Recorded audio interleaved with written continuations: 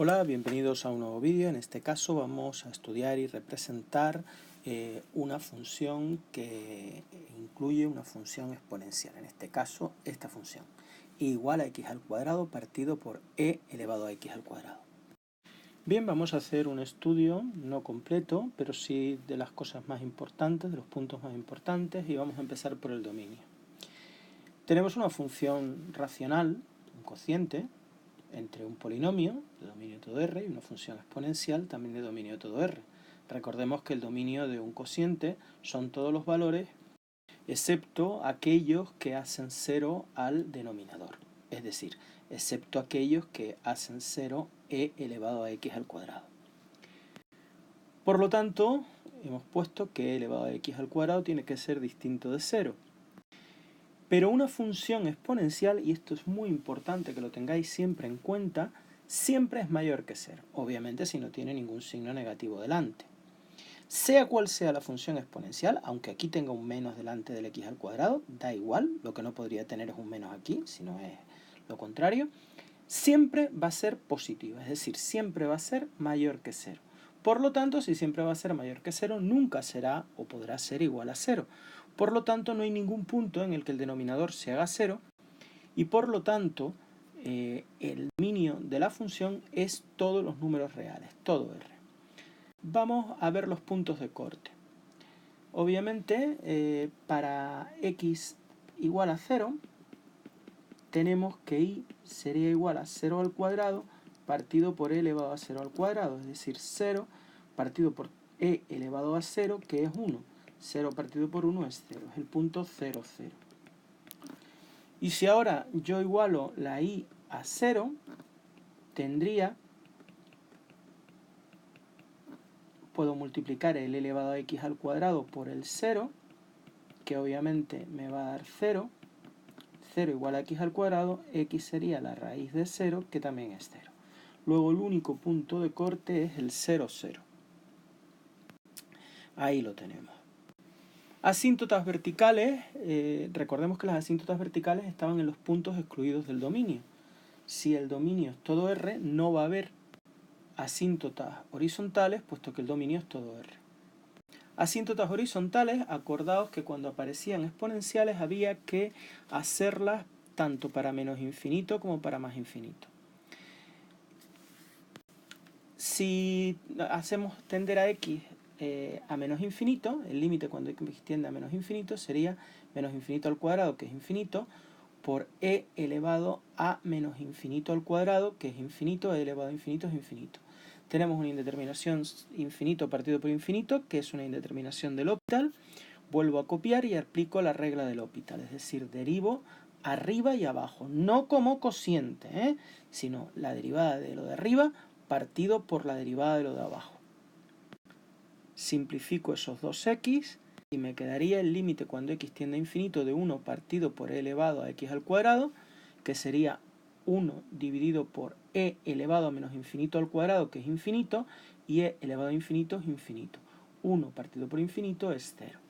Luego tendríamos que y igual a 0 es una asíntota horizontal para x tendiendo a menos infinito, o lo que es lo mismo, hacia la izquierda.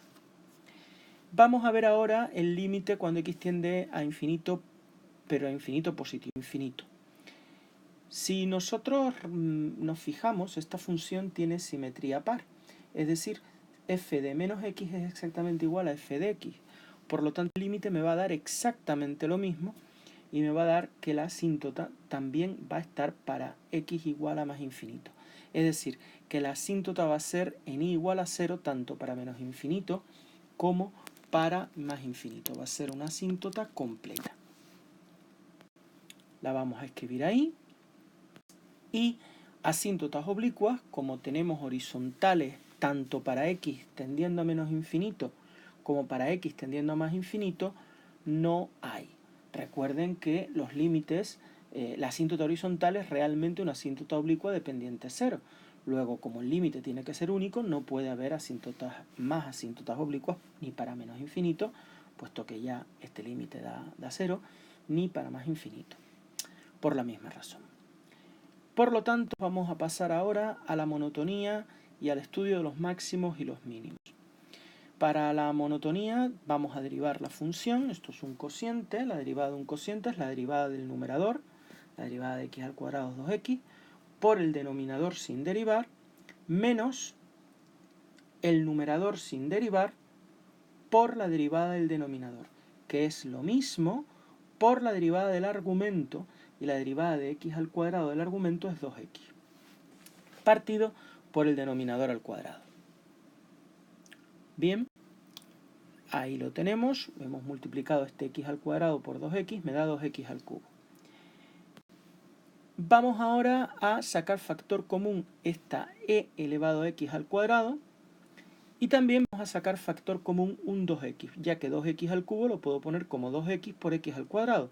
Luego puedo sacar factor común e elevado a x al cuadrado, están los dos miembros, y 2x que también están los dos miembros. Me quedaría así. Puedo simplificar uno de estos e elevado a x al cuadrado con uno de los dos que hay aquí. Y me quedaría, se simplificaría el 2, quedaría 1, eso sí, y aquí se simplificaría ese. Luego me quedaría 2x partido e elevado a x al cuadrado por 1 menos x al cuadrado. Para estudiar la monotonía tengo que igualar a 0 la derivada y estudiar su signo. Si nosotros igualamos la derivada a 0, ¿cuándo puede ser esto 0? Fíjense una cosa, puede ser esto siempre es positivo. Una función exponencial siempre es positivo. Hombre, para igualarlo a 0 no hay problema, porque esto multiplicado por 0 es 0. Pero para estudiar el signo, que luego lo vamos a tener que hacer, sí va a ser importante. Para hacer el criterio primero de los máximos y los mínimos. ¿Por qué? Puesto que esto siempre es positivo. Por lo tanto, cuando lo ponga en la tabla el denominador, voy a poner que siempre es positivo. ¿Por qué? Porque una función exponencial, acordaos siempre, sea la exponencial que sea, siempre que el signo que tenga delante sea un signo más o no tenga signo, no tenga un signo menos, la función siempre es positiva. En el exponente sí podría haber un signo menos y seguiría siendo siempre positiva. Vamos a igualar ahora los dos valores del numerador a 0. 2x igual a 0. Si paso el 2 dividiendo, x igual a 0. Y 1 menos x al cuadrado igual a 0. Paso el x al cuadrado a este miembro. Me daría x al cuadrado igual a 1. X igual a raíz más menos la raíz cuadrada de 1, que es más menos 1.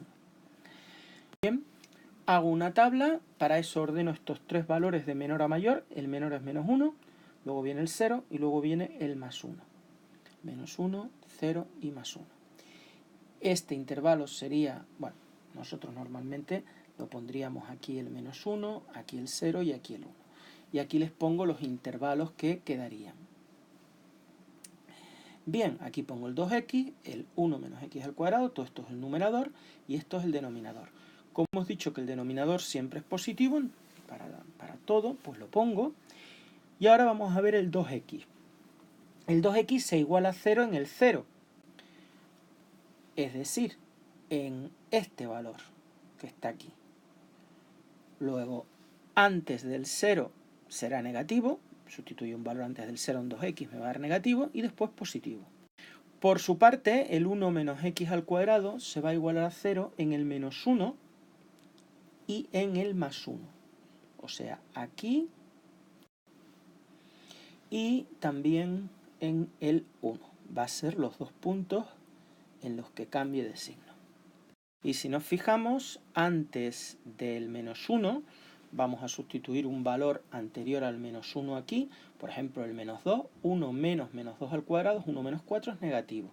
Un número entre menos 1 y 1, por ejemplo el 0, 1 menos 0 es positivo, da 1. Y un número mayor que 1, por ejemplo el 2, 1 menos 4 es menos 3, que es negativo. Ya tengo todos los signos estudiados y ahora vamos a estudiar el signo del cociente. El signo del cociente será menos por menos más, entre más es más, menos por más menos, entre más es menos, más por más, entre más es más por menos menos, entre más es menos.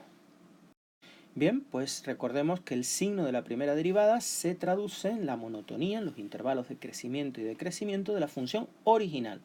Luego, si es positiva la derivada primero, crece; si es negativa, decrece; si es positiva, crece; y si es negativa, decrece.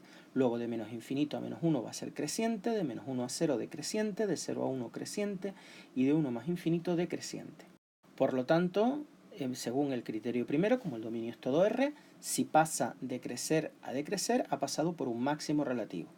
La otra coordenada del máximo la determinamos sustituyendo la x por menos 1 en la función original. Es decir, haríamos f de menos 1, que sería menos 1 al cuadrado partido por e elevado a menos 1 al cuadrado. Entonces sería 1, menos 1 al cuadrado es 1, 1 partido por e. Esa es la imagen. En el punto x igual a 0 pasa de decrecer a crecer, luego tenemos un mínimo, y para hallar la otra coordenada sustituimos la función original, que me va a dar el punto de corte, el 0, 0.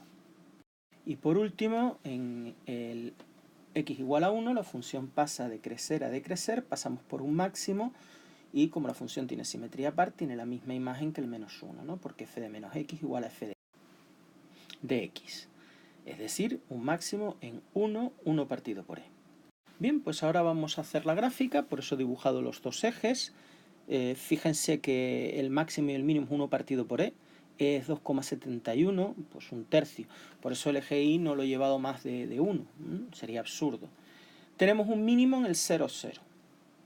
Aquí hay un mínimo y además hay punto de corte.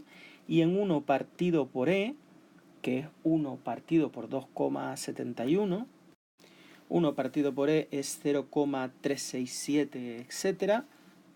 Aquí he señalado los máximos y los mínimos. Por otra parte, acordaos que tenemos una asíntota en horizontal en y igual a 0, tanto hacia la izquierda como hacia la derecha. Esta recta es mi asíntota horizontal. Ahí he dibujado la asíntota horizontal.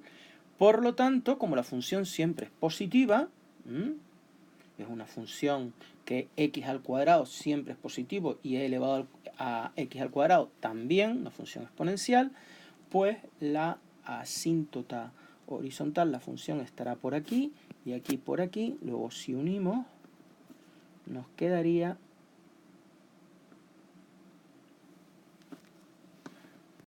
aproximadamente así la función. Se ve la simetría par respecto al eje y. Vamos a dibujarla de una manera más exacta.